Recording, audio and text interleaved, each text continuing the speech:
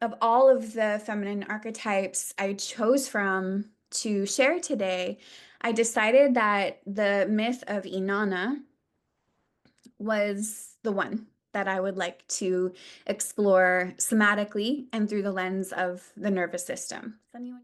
So, the myth of Inanna is one of the oldest myths recorded in human history.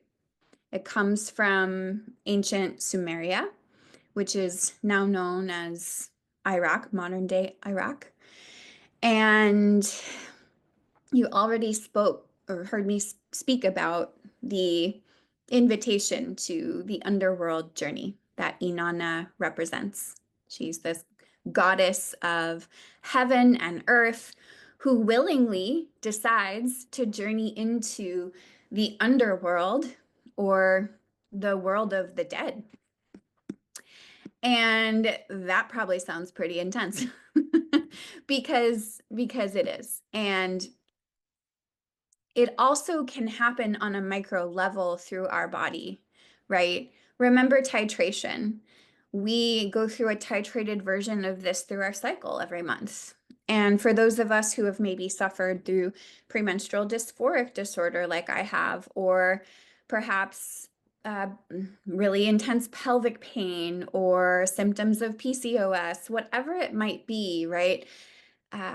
We know what it's like to go on that underworld journey each month in a really intense way. And if you have trauma, right, that's an underworld journey. We'll talk more about what that can feel like.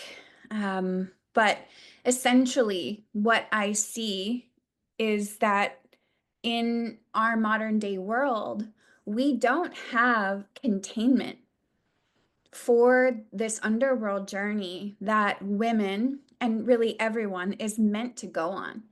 There's no initiations for us like the one we're creating in today's class and really in these 12 weeks together. And that's a big part of why we suffer, right? We don't have containers like this where we are held and seen and witnessed, where we feel felt in our underworld journey. And she's feeling herself being transformed by digesting, moving, and completing those incomplete protective responses in her body. And through that, she's naked, she's low, she's exposed. Because what happens when we complete incomplete protective responses through the body?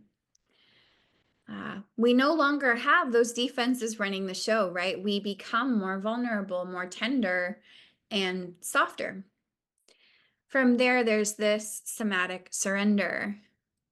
She feels annihilated. When we are stripped of our defenses, there can be this sense of like, who am I without my protective defenses? Who am I when I don't have my walls up? So she's feeling the fertile dark, the void. And when we allow ourselves to be initiated into this place, we are transformed on a really deep level.